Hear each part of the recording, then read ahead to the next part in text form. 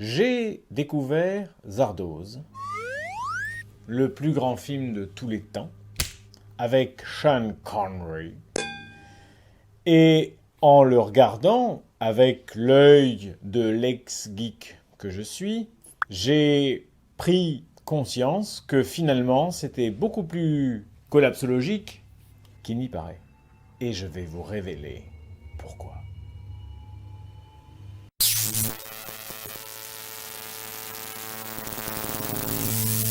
Alors si j'ai mis ma plus belle chemise rose, c'est pour vous raconter l'histoire de Zardoz, le plus grand nanar de tous les temps, avec un Sean Connery en slipe.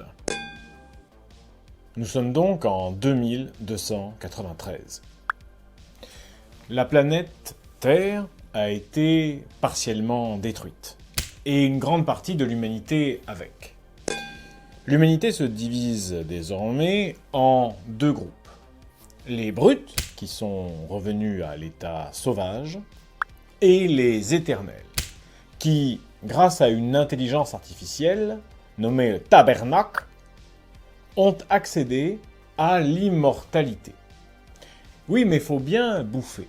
Et donc, les brutes qui sont reléguées dans les terres extérieures doivent être soumis en esclavage pour fournir à bouffer à la petite utopie hippie des éternels. Comment le faire? Tout simplement en créant un dieu. Une divinité en forme de tête. Moi j'ai plutôt l'impression que c'est en forme de scrotum, mais ça se discute. Donc une divinité en forme de tête qui fait très peur. Elle fait très peur aux brutes, qui donc acceptent de se laisser soumettre. Mais pour les surveiller, les éternels ne vont pas salir leurs chaussures. Ils choisissent parmi les brutes elles-mêmes une bande d'hommes violents qui seront sortis du rang pour être habillés de slips rouges, armés de fusils des années 40 et appelés les exterminateurs. Une sorte de police ultra-violente. Parmi ces exterminateurs, il y a le certain Z, qui est joué par Sean Connery, et qui sera donc le héros de l'histoire. Ouf, ça c'est du scénario. Alors je n'ai pas besoin d'aller plus loin dans l'intrigue pour vous montrer en quoi il y a des similitudes troublantes entre ce scénario, cette histoire, et l'effondrement, ou plutôt ce que pourrait être le monde d'après. Revenons sur l'idée des fameuses brutes qui vivent à l'état sauvage. Évidemment, ces populations sont sales, elles sont mal habillées, elles ont l'air affamées. Je pense que c'est cette vision passéiste, cette vision moyenâgeuse, cette vision sombre de la vie simple qui est véhiculée par la pop culture dans laquelle on baigne quotidiennement, qui fait qu'on a très peur de revenir à un mode de vie dit simplicitaire, qu'on considère comme finalement revenir à l'âge de pierre. Et j'entends beaucoup de voix qui s'élèvent pour nous expliquer qu'il faudrait relever la complexité des problèmes contemporains en revenant à la lampe à huile. Je ne crois pas au modèle Amish. La deuxième chose, c'est évidemment les fameux éternels immortels.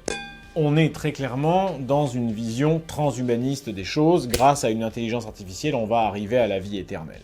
Alors là, il y a en fait un système, tout simplement, dans le scénario, qui permet aux gens de se régénérer afin de ne pas mourir. Donc on a tout simplement une forme de médecine de régénération cellulaire qui permet d'avoir la vie éternelle. Pour autant, il faut bien bouffer. Et ça, c'est très intéressant à voir. C'est que les transhumanistes qui veulent donc mettre la mort à mort, qui veulent dépasser l'idée de finitude de la vie humaine, eh bien, sont toujours rattrapés par un problème. C'est que il faut bien continuer à alimenter le corps par soit une énergie, soit de l'aliment, qui n'est autre que de l'énergie sous d'autres formes. Or, comment trouver l'énergie? Il faut bien qu'il y ait quelqu'un qui bosse pour la pomper, cette énergie. Hein? Eh bien, ma réflexion, et elle est démontrée par Zardoz, c'est que cela conduit inévitablement à une forme d'esclavagisme. L'esclavagisme, bien, risque de pointer le bout de son nez si nous sommes face à une élite qui se refuse à remplir les tâches ingrates qui sont celles tout simplement d'aller chercher l'énergie, que ce soit l'énergie par l'aliment ou l'énergie fossile ou par les énergies renouvelables. Troisième élément extrêmement intéressant, pourquoi est-ce que les éternels ne permettent pas aux brutes de profiter de leur immortalité? Quel est le problème? C'est quoi le problème? Pourquoi on ne peut pas les faire rentrer? Pourquoi est-ce que les terres extérieures doivent rester extérieures?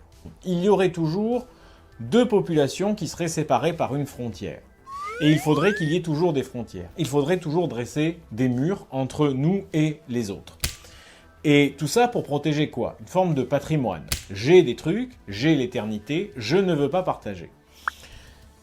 Le problème, c'est celui du partage. Il n'y en a pas pour tout le monde. Il n'y en a jamais pour tout le monde. Personnellement, je n'ai pas la réponse à cette question. Je ne suis pas le Karl Marx du futur. Je n'ai pas l'intelligence de grands économistes comme par exemple Thomas Piketty.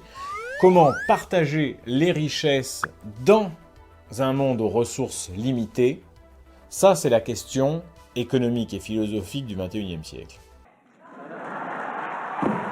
Si vous avez des références à me donner en commentaire pour m'éclairer sur cette question, je suis ultra preneur et je vous ferai bien sûr tout un tas d'articles sur ces analyses-là pour essayer de les vulgariser et de les synthétiser.